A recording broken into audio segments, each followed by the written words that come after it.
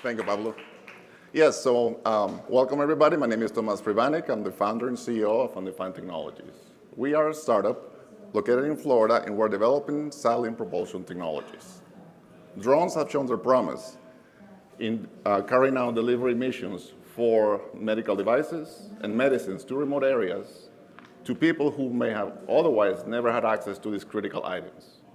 They have also shown extreme benefits in the area of construction, inspection for bridges and buildings, and they will soon become mainstream. And with that, they will green the last mile delivery, they will reduce traffic, and they will make everything faster as far as delivery goes for documents and goods. With all these benefits, one item that hasn't been addressed completely is the issue of drone noise. Just to give you an idea, a commercial drone generates around 96 decibels of noise, which is comparable to the noise generated by a chainsaw. Now, and on top of that, NASA studies have shown that the psychoacoustical effect of drone noise in humans is harmful, and the pitch generated by noise ranks highest in terms of annoyance when compared to, for example, noise from traffic and other sources that we're all accustomed to. So at the startup Undefined Technologies, we are developing quiet propulsion technologies. Our flagship is the Silent Ventus drone, which uses ion propulsion instead of fast rotating propellers.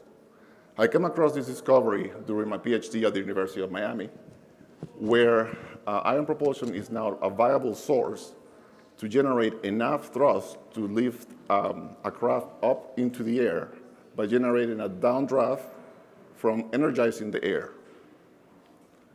So there are different milestones that we've gone through, all the way from a proof of concept to successful test flights. And our longest flight has been for 4.5 minutes, and we carried that out both indoors and outdoors.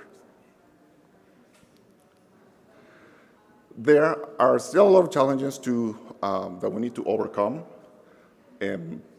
Creating this type of technology is capital intensive, but keeping in mind that by the year 2030, the drone delivery market will reach $40 billion is worth investment. And noise, quiet drones will become a necessity across the board. So the technology that we are developing is drone agnostic, and the idea is to license the technology and partner with drone manufacturers to become the leader in quiet propulsion drones. We have engaged many of both defense and commercial partners to which we have received a lot of good traction that are interested in our technology. But we are early. We just closed our seed series, and we're moving into Series A. We're targeting to have an MVP, a full working MVP, within 12 to 24 months. These challenges are extremely important and extremely difficult, but we have been tackling one by one very efficiently, and we have a roadmap that is clear, that's going to get us to the point where we'll be a propulsion technology that will be comparable to fast rotating propellers.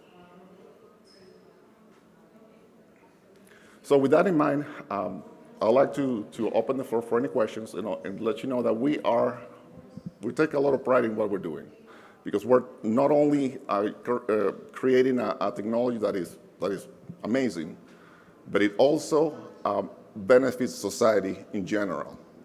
We believe that this is the next stage of propulsion. People have been using propellers for hundreds of years, and this is just a logical step for the technology to move forward. So I would like to open the floor for any questions, and please feel free to stop on our booth as well. Thank you. I just want to... So I'm very eager with the questions. I'm so excited by questions. Innovation. My first question is just like, how is this technology basically like 30% noise reduction in existing drone technology, right? You've got like 70 decibels is the actual noise level. Like that's the main shift. It's like you giving up in this is established technology that allows things to fly. We're not like it's much harder to make this work, but it's like 30% quieter. That's the value prop. The value proposition is actually the value proposition is noise, but we're talking much higher than 30%. To give you an idea, the decibel scale is noise pressure. Noise pressure is a logarithmic scale, meaning it goes in series of 10. So our target is to reach 55 decibels of noise pressure. And that's imperceptible to the human ear. So what is the cost difference between an ion-propelled drone versus propeller carrying the same payload today? And what do you hope or anticipate yours will be able to do in a year or 5 years versus propeller-driven? Good question. So today we're talking about orders of magnitude, more expensive. We're not a revenue-generating company yet, and that's why we're moving forward to our series of investments. And in the future, they'll be comparable. The price will be comparable. So we're doing also vertical integration, meaning we're doing everything ourselves, and that's the idea behind that. For one thing, is to protect our IP, but also to lower cost and to prevent interruptions from the global market. Oh, sorry. Don't worry about those innovation haters next door. Go on. Well, great presentation. Thank you so much. This is Pamir from Quartz Capital. So you talked about 1 kilogram payload, 15 minutes of flight time. You achieved 4.5 minutes today. I just want to understand, is it really worth the performance gain in silent technology versus the existing drones today? Because it seems like the range and the payload is severely affected by this novel technology that you're looking like. My question to you is, obviously it's very novel. How much time, how many years is it going to take you to get the performance specs on this drone competitive with the wings, the zip lines, and the matter nets of the world? Yes. So we have done our marketing research. We receive feedback from Amazon Air, UPS, and others. And they said in order for us to become competitive, to get our product off the door, we need to reach 15 minutes of flight, 2 pounds payload. So that's still lower than what other drones do. But our value proposition is for the last mile, meaning we don't expect our drones to be carrying hundreds and hundreds of pounds. It's more of a need that exists for based on the regulatory bodies, the FAA and EASA, that it's not going to go away. So it's more for those applications. It's also for surveillance, for example. So you want to be able to do surveillance for the police force, for example, or you want to be able to have a work site that has several of these devices flying to keep everybody safe. So that's the application that we're looking into. It's not to compete with the large cargo drones. So is it 15 minutes plus reserves or 15 minutes full time? 15 minutes per reserve, yes. Well, great. I'd say, I don't know if it's invention, but it's good that you're working on this problem. Thank you. And that's what I'm asking. I'm kind of a little bit confused of the stage that you're in now, because you said you want to build an MVP. Mm-hmm. Correct. And then you said pre-series, well, that you're like pre-seed or maybe series, looking for a Series A. So where is the stage like you're at? And I'd say, you know that one of the first things that you want to see is product market fit, right? Okay, so I built something that is needed, and so what would that mean for you? Like, when would you be able to say, I found that product market fit? Okay, so the product right now is at technology readiness level 3. And within the 12 to 24 months, it's going to be in technology readiness level 6, which will be a fully working MVP. What I mean by MVP is that it not only does what it's supposed to do, but it's rugged. It has all the requirements set forth by the regulatory bodies. It's something that is there. We have a flying craft, but it's not to the point that we can say, here you go fly it. There's a lot more work that needs to be done. So we've proven the technology, but we need more time and capital to get there. So the money is to get to that point where it's ready. That's correct. Okay. Yes. And what would happen after it's ready? Like, what would be the steps to take it to where you say, So- okay, now it's a financially viable business, what I have? So we're working on that already. So we're creating partnerships with drone companies. I just came from Denver actually, at AUVSI, where I met with Lockheed Martin and other drone companies to create partnerships and have them manufacture the drone for us and commercialize it for us. Because there's the need of a quiet propulsion technology is immense. So it's in process. We're not going to wait until we have the MVP ready to start the business development part. We're already going there, so that not only we are ahead of the game, but we meet the market, what the market needs as it evolves. Right. Thank you. Sure. You said that no one else, that your drone is the largest successful ion-propelled device ever? VTOL. Has anyone else attempted to do this and failed? And if so, why? Many years, for many years. So Why? So it was first discovered in 1940 by T.T. Brown. That was the inventor of the ion propulsion. So the discovery that I made was to introduce ion bombardment or electron bombardment in atmospheric air. That's been used for space applications for a long time in satellites and so on. But within using electron bombardment in atmospheric air has been impossible just because of rapid oxidation and other properties that happen when you try to heat up material. Imagine having a light bulb and you break off the glass and then you connect that light bulb. You give it power, it will just ignite extremely fast. So the invention that we have patented is to be able to have that light bulb without the glass and being able to shine. So now you have an emission of electrons in atmospheric air that you can use to increase the amount of ionization and therefore increase the amount of energy available to generate thrust.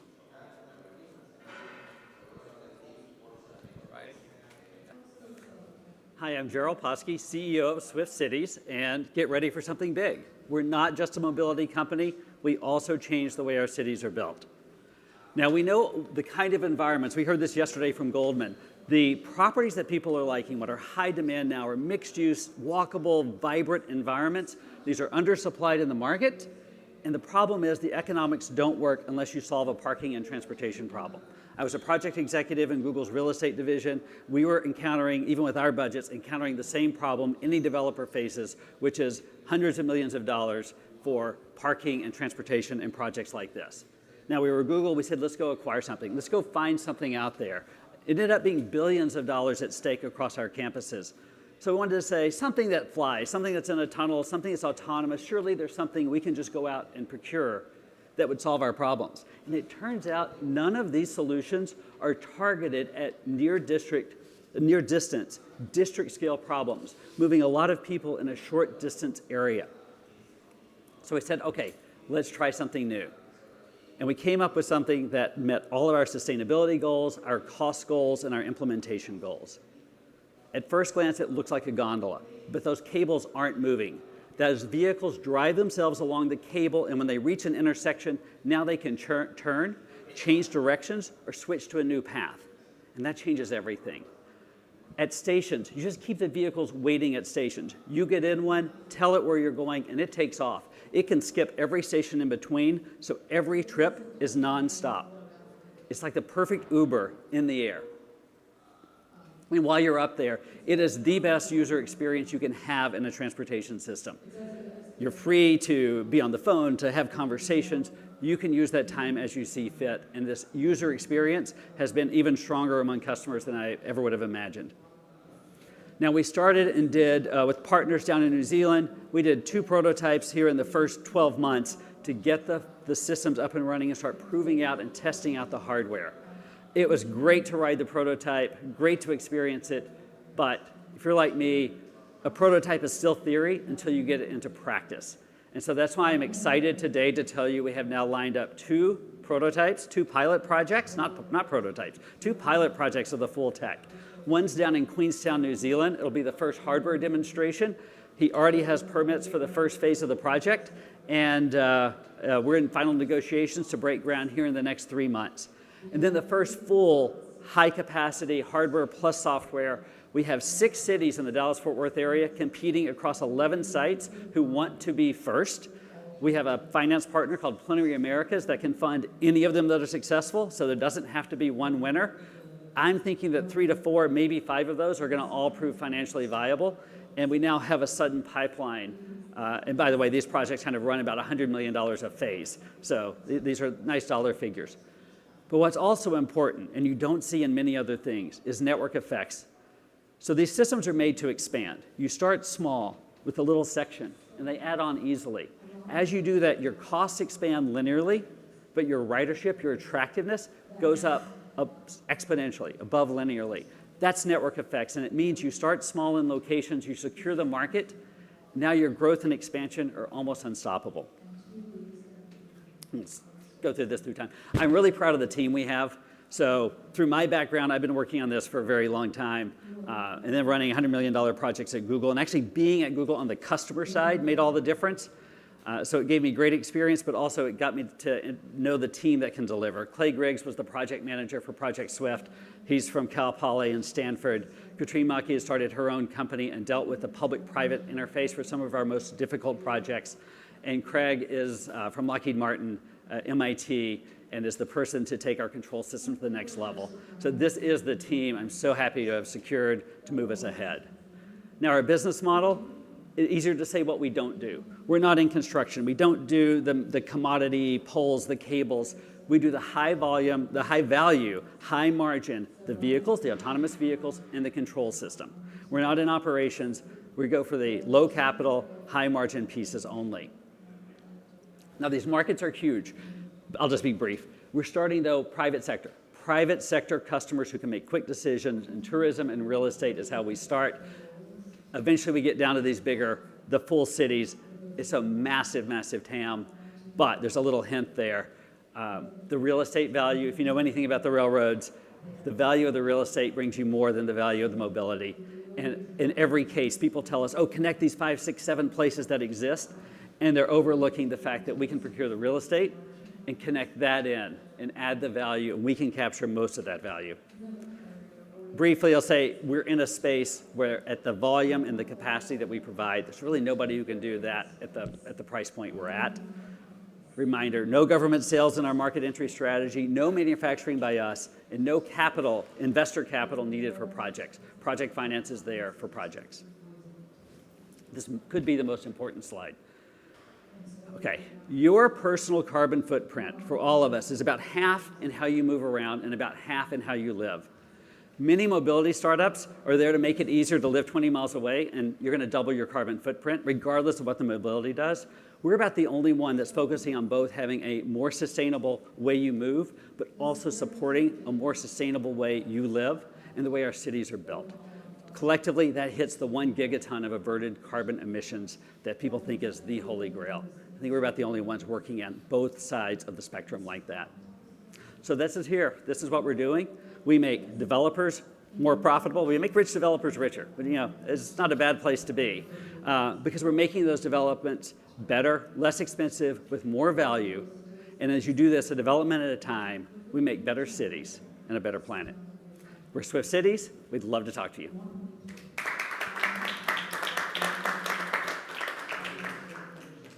I held myself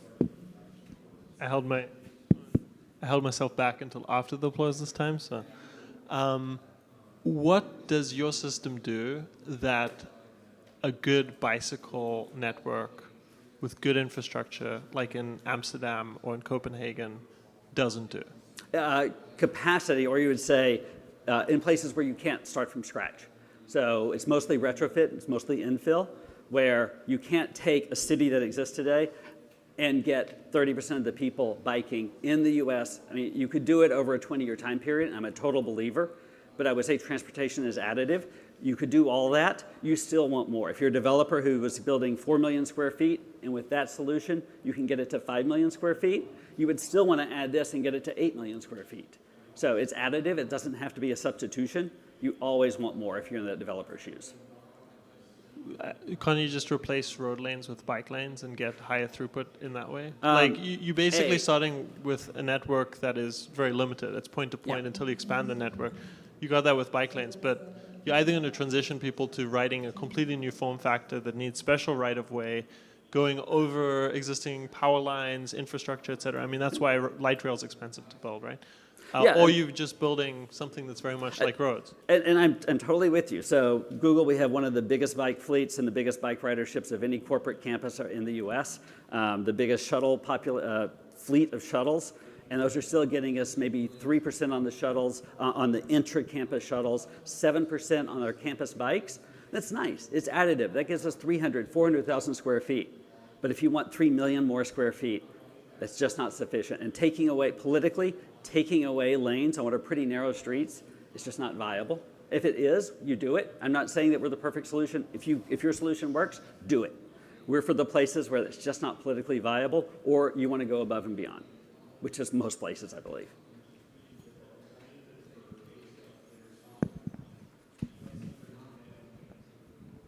Thank you. I have so many questions. So I'll try to be brief here. You said no government sales. Who are your primary customers? So no government sales in our go-to-market, our early targets. We have ski resorts, CEO-level ski resorts, large private developers, and then some large amusement centers are in our target go-to-market. And then there's some places where it's multi-business owners, multi-developers, so it adds a little bit more complication. Okay, so do you need any type of government approvals to be able to go over things like public roads, like in that? Yeah, I mean, yes, governments, and we're all, that's what's the of this team. We know how to work through government systems. The infrastructure is covered under what's called ANSI B77 for cableways, and the automation is covered through ASC APM standards. And then for government right-of-ways, it's the same encroachment and franchise agreements that you would if you were a telephone company or a cable company, putting poles in the public right-of-way and running cables and accessing them. So you still need the cities, the DOTs, the utilities on board and their approvals to be able to build over their assets. Absolutely, and we only want to go where we're welcome. Got it, okay. I'm a little bit confused as to the business model. So you said you said that you're not the, you don't do the construction. I think you said you partner with OEMs to build the vehicles themselves, and you provide the software, right? So do you work with those companies in consortium to deliver on the project itself? And are you ultimately going to be the owner-operator of this system? Who does that? Yeah, so you have groups like Plenary Americas that do financing and operations of transit systems. They do toll roads, they do airports. It's that structure where they're coming in, and during the project construction phase, there's probably 3 people in a consortium: the finance partner, the construction partner, and the technical partner. But once it moves into operations, we want to be there only for the recurring revenue from the software and the vehicle sales, but we're not cleaning stations. That's their business model, and that's what they're going to be good at, and we're done with that. Got it, okay.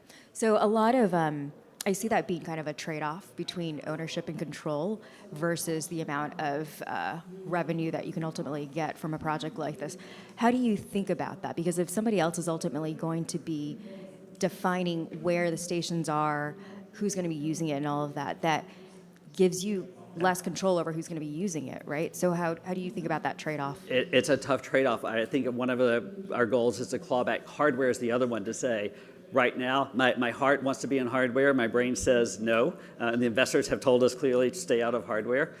We're putting in some clauses where we can buy that back, try to make the right decisions in the market today are to be as conservative as you can on spend and get out of pieces of the business. And so I think the fact of the market, where the market is today, we need to bootstrap and step out of things that aren't our sweet spot and try to position ourselves to get back in later if that seems to be a smart decision. Just a quick one. You mentioned that you make developers richer. Yeah. How do you do that? So in a development like the ones we were looking at, actually the one you saw in the picture could have been $2 billion worth of parking cost if you'd built that out traditionally. So you bring down their cost. A conversation with a developer, they first like, wait, you could eliminate one of my 5 parking structures? Like, wow, I just saved $80 to $150 million. And then the second thought is, wait, and you just freed up 4 acres of fresh property where that structure would have been. So now we're decreasing your costs and adding value with the same parcel that they've already procured.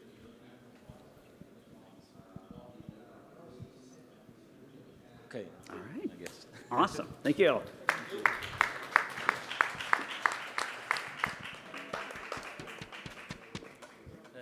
I'm Ian. I'm the founder and CEO of Zing, and I'm here today to tell you why drone delivery is the future. So one day in 2018, I was out flying my drone, and I looked down at the screen and I saw a Taco Bell on one side and a neighborhood on the other. And I thought to myself, what if I could pick something up from that Taco Bell, deliver it to the neighborhood, fly home and swap out the battery? And that's how the idea for Zing was really born. So raise your hand if you own a drone or know someone who owns a drone. Great, because drones are so fun to fly. I mean, like, that's how I got into it, and that's how I initially got started here. But the problem is today, last mile delivery is broken. There's high costs, and that means low margins. There's problems with the user experience. So I think we can all agree that last mile delivery is usually slow and it's unpredictable.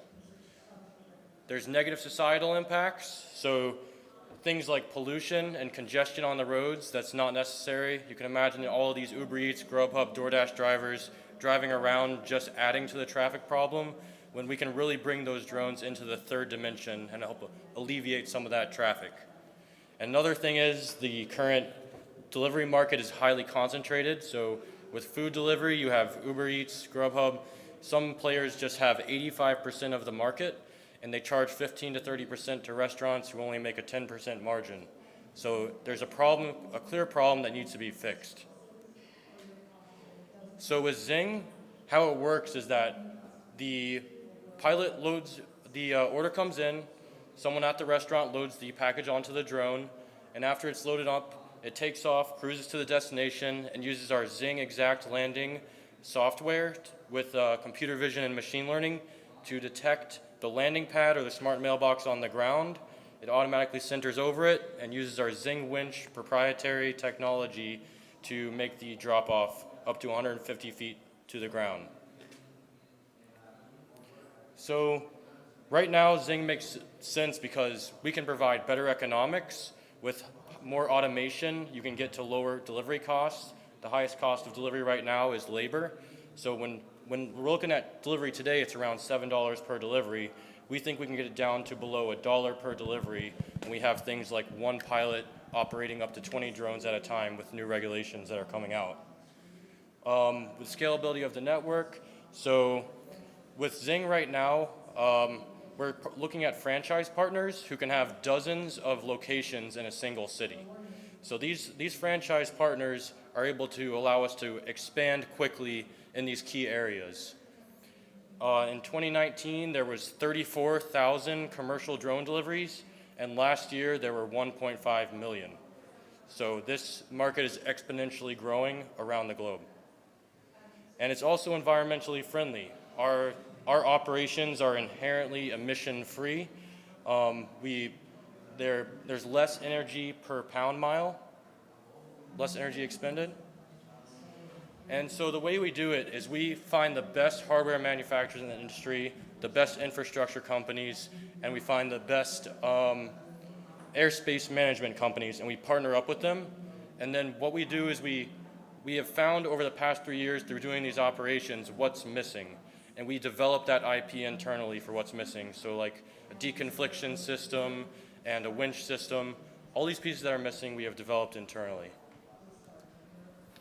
The total global last mile delivery market today is 130 billion. When we zoom in on the US market, it's 60 billion. And the market we're specifically targeting with pharmaceutical companies, restaurants, and retail, that's around 3.6 billion today. And that's the existing market for 2023. So with our traction, we've actually partnered with some Fortune 500 companies. We did deliveries for Budweiser. We also did deliveries for the city of Ontario and California to their city hall.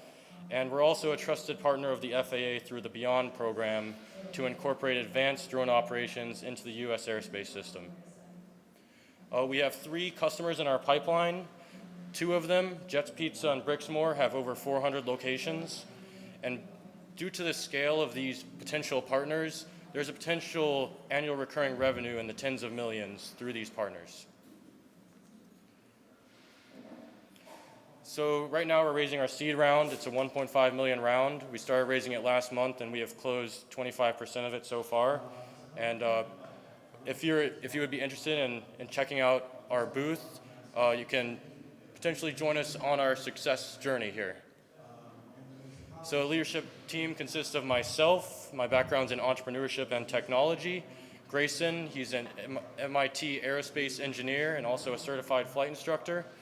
And my advisory board consists of multi-exit founders and aerospace professionals. So I'm building the team here today and continuing to build it that will help bring our vision to reality and will also help Zing become a multi-billion-dollar company. Thank you.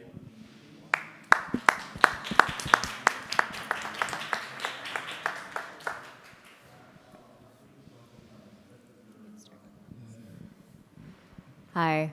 Can you talk a little bit about your business plan and your business model? Where do you make your money and who do you need partnerships with? Yeah, so right now our biggest client is Jets Pizza. So with them, we're working on a pilot project. And for this pilot project, we're basically doing semi-autonomous operations. So we have a pilot there who pushes the button, the full autonomous flight happens, and they're just monitoring the entire operation. So we're trying to build something there that will scale out to all of the other locations. But for this initial operation, for the pilot operations, they're paying us sort of through like a strategic investment kind of model initially. And then afterwards, we're going to look at like per delivery, how much it'll cost. So for them right now, they have a text to order system that their CIO created, and it kind of avoids the point of sale systems. And what they're trying to do is incorporate this into their text-to-order system for their top 10% of customers who are in a geofenced range around the restaurant. Well, a quick one, Ian. I mean, this space is really something I think that is going to grow, as you said. Now, why you? Like, what makes you different? What's the competitive landscape looking like? Yeah, so with Zing, we've been doing operations for the past 3 years. We've maximized what we can do under the existing regulations, while our competitors were kind of just waiting for new ones to come out. We saw under existing FAA Part 107 regulations, we could do things like make deliveries over waterways in New Orleans, where it can take up to 45 minutes to drive around the river, but with a drone, it's a 2-minute round trip. So we've been doing deliveries like that today that makes sense, and now that the new regulations are coming out, we have all of this experience under our belt. We have the best manufacturers, we have the best airspace companies, and we're building the best technology so that we can provide a full turnkey solution as soon as these autonomous regulations come out. Hey Ian, this is Pamir. Great presentation. I would like to understand, so it is clear to me that this obviously can be cheaper for ground delivery vehicles that work on gasoline, right? It's a total game changer for that. What about the ground delivery vehicles, I say bots, that will be electric? Is your system still going to be competitive economically with electric vehicles as well? Yeah, so these electric vehicles, they're basically, although they're electric and they get rid of that problem where you have to, with the eco-friendliness, so they're still dealing with the traffic on the ground. They're still dealing with all of the obstacles on the ground. Drones are going from the streets to the skies. When we enter the third dimension, we're able to basically plan these routes directly as the crow flies to the destination, get there faster than those electric vehicles, and we're also able to, based on our speed, deliver more frequently. So I would say that drones are able to deliver more frequently and with more speed. Yeah. Got it. Thank you. Yep. All right. Thank you.